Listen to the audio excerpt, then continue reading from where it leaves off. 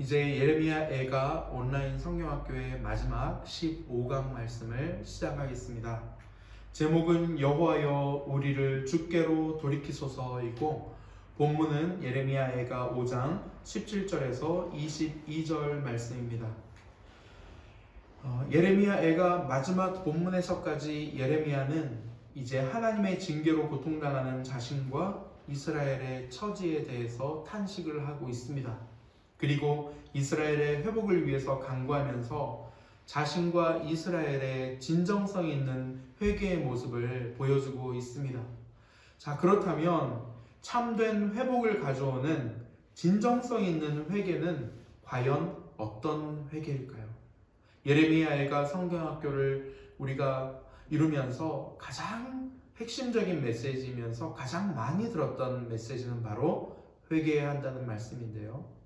그러면 과연 참된 회복을 가져오는 진정성 있는 회개가 무엇인가 하는 것을 오늘 15강 마지막 말씀으로 나누고자 합니다. 진정성 있는 회개는 과연 어떤 회개일까요? 첫 번째는 하나님의 징계는 나의 죄 때문임을 인정하는 것입니다. 17절과 18절 말씀을 함께 읽겠습니다. 이러므로 우리의 마음이 피곤하고 이러므로 우리의 눈들이 어두우며 시온산이 황폐하여 여호가 그 안에서 노나이다. 여기 17절 말씀에 보면 이러므로라는 단어가 두 번 반복되는데요. 여기 이러므로라는 말은 16절 하반절 말씀과 연결됩니다. 즉 우리 오호라 우리의 범죄함 때문이로다 라는 그 말씀인데요.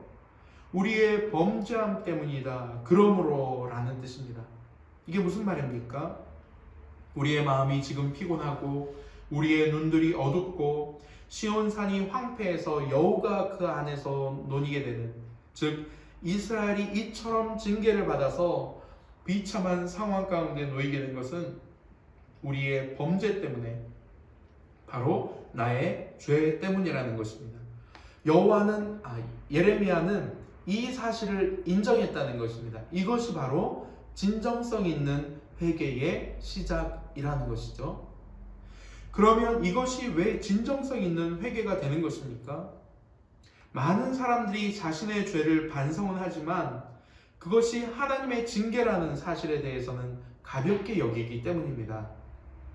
개인과 가정과 공동체가 쇠퇴하는 원인을 하나님의 징계에서 찾지 않고 다른 곳에서 찾으면 그만큼 공동체의 쇠퇴 문제를 가볍게 넘길 수 있습니다.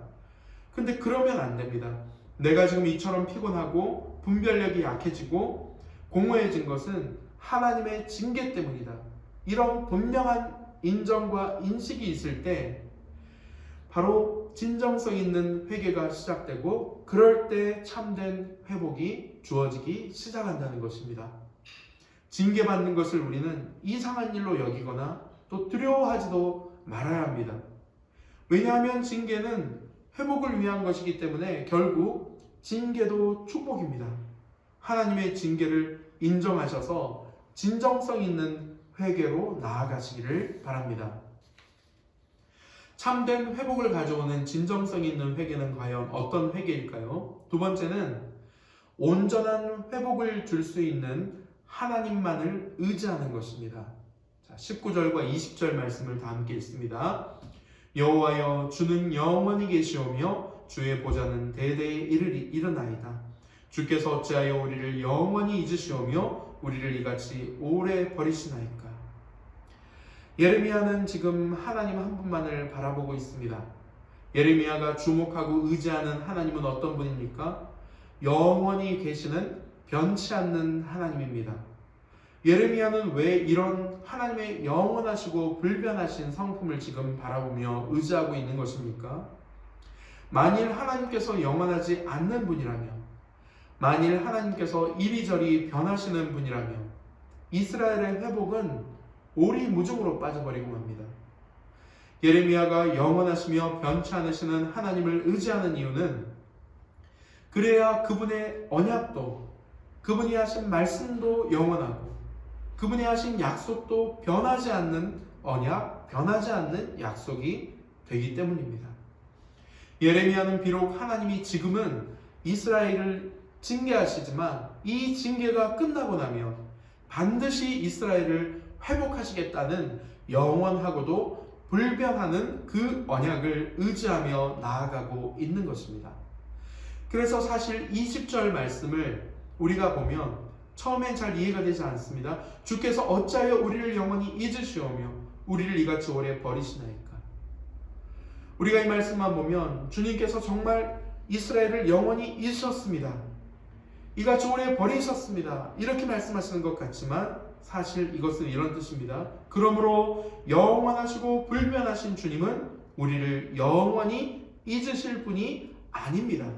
우리를 오래 버리실 분이 아닙니다. 라는 뜻이 되는 것이죠. 온전한 회복의 능력이 누구에게 있습니까? 오직 하나님께만 있는 줄 믿습니다. 오직 하나님만이 영원하시며 불변하신 분이기 때문입니다. 오직 하나님만이 무너뜨리실 수도 있고 오직 우리 하나님만이 다시 일으켜 세우실 수 있는 분이신 줄 믿습니다. 그런데 우리는 회개한다고 하면서도 정작 우리를 회복할 수 있는 것은 다른 데 있다고 생각을 하고 또 다른 곳을 기웃거리지 않습니까? 다른 곳, 다른 방법, 다른 사람들 주변을 기웃거립니다. 하나님이라는 이름은 우리가 회개 기도를 드릴 때 잠시 빌려 쓰는 용도에 지나지 않는 것처럼 보입니다. 그러나 이것은 우리에게 회복을 가져다주는 진정성 있는 회개가 결코 아니라는 사실을 기억하시기를 바랍니다.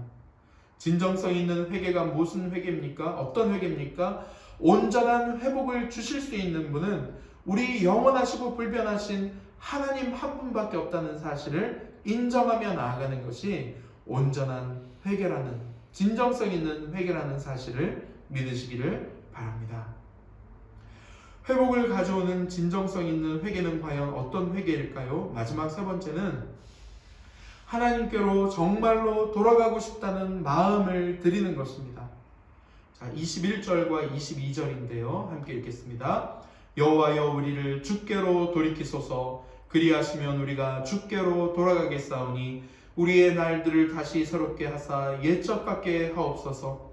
주께서 우리를 아주 버리셨사오며 우리에게 진노하심이 참으로 크시니이다.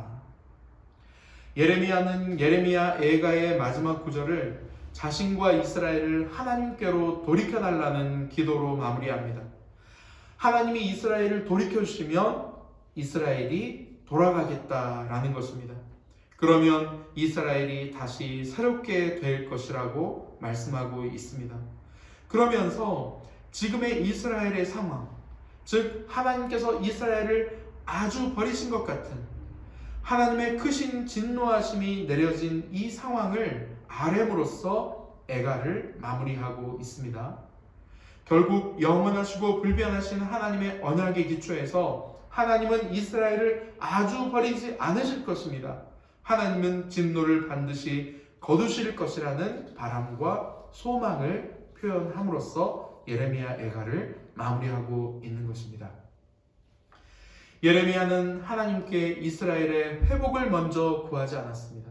하나님 우리를 회복시켜 주십시오라고 기도하지 않았습니다. 오히려 이스라엘을 하나님께로 돌이켜달라고 기도합니다. 예레미야가 얼마나 이스라엘을 하나님께로 돌이키길 원했는지를 잘 알 수 있습니다.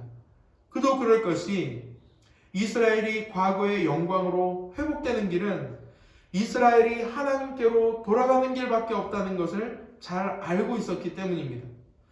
이것이야말로 참된 회복을 위한 진정성 있는 회개의 모습입니다. 바로 이런 기도입니다. 주님, 우리가 정말 주님께로 돌아가고 싶습니다.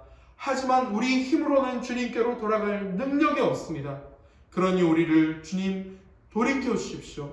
패역하고 교만한 우리를 주님 돌이켜 주십시오. 그러면 우리가 주님께로 돌아가겠습니다. 그렇게 할 때 우리가 비로소 주님께로 돌아갈 수 있습니다. 그러면 우리가 다시 새롭게 될 수 있습니다. 그래야 우리의 날들이 과거의 기쁨과 영광으로 가득한 날들이 될 수 있습니다. 그러니 주님, 우리를 주님께로 돌이켜 주십시오.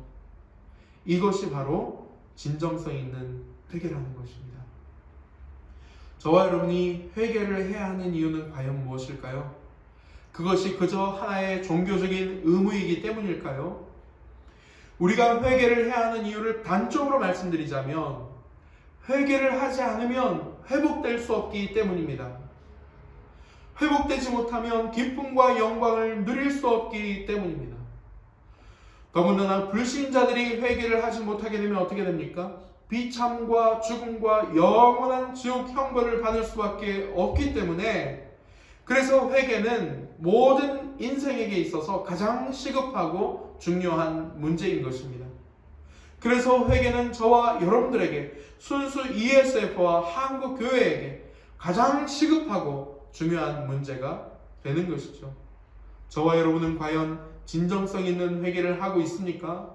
진정성이 있는 회개 없이는 진정한 회복도 없다는 사실을 기억하시길 바랍니다. 먼저는 하나님의 징계가 나의 죄, 우리의 죄 때문임을 인정하십시다. 그리고 온전한 회복을 주실 수 있는 분은 우리 하나님뿐임을 믿고 의지하며 나아가십시다.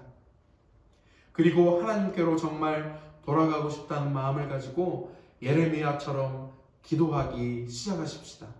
여호와여, 우리를 주께로 돌이키소서. 그리하시면 우리가 주께로 돌아가겠사오니 우리의 날들을 다시 새롭게 하사 옛적 같게 하옵소서. 자, 이로써 예레미야 애가 온라인 성경학교 15개 강의를 모두 마쳤습니다. 저는 개인적으로 이번 예레미야 애가 성경학교를 준비하고 이루면서 저를 향한 예수님의 탄식을 듣게 되었습니다. 그 탄식은 이내 저의 탄식으로 바뀌게 되었고, 그 탄식은 저의 애가가 되어서 회개의 고백과 삶으로 이어지고 있습니다. 애가는 그야말로 슬픔의 노래입니다. 저는 지난 4년간의 슬픔의 시간들을 제 평생에 절대로 잊지 못할 것입니다. 그리고 잊지 않을 것입니다. 마치 이스라엘이 바벨론에 의해 나라가 망한 날을 평생 기념해야 했듯이 말입니다. 여러분은 여러분의 가정과 교회와 학교와 직장과 나라와 열방을 바라보시면서 지금 어떤 상황에 직면해 있다고 생각하십니까? 우리가 처한 상황은 애가를 부를 때입니까? 아니면 기쁨의 노래를 부를 때입니까? 적어도 순수 ESF와 이 나라의 민족 가운데 있는 교회들, 우리는 애가를 부를 때라고 믿습니다. 여러분, 저와 함께 애가를 부르지 않으시겠습니까? 나는 망했다. 오라, 이것이 나의 죄 때문이다. 순수 ESF는 망했다. 오라, 이것이 우리의 죄 때문이다. 한국교회는 망했다. 오라, 이것이 우리의 죄 때문이다. 그러나 우리는 이 애가를 부르면 부를수록 우리 안에서, 우리 마음속에서 어떤 소망이 일어나는 것을 발견하게 될 것입니다. 그 소망의 하나님을 발견하게 될 것입니다. 하나님의 징계 후에 우리 가운데 진정한 회복을 안겨다 주실 그 소망의 하나님을 발견하게 될 것입니다. 사랑하는 순수 ESF 가족 여러분, 그 소망의 하나님을 바라보십시오. 그리고 무릎을 꿇고 두 손을 높이 들고 진정성 있는 회개의 기도를 시작하십시오. 바로 그날이 회복의 날임을 잊지 않으시는 저와 여러분들이 다 되시기를 주님의 이름으로 축복합니다.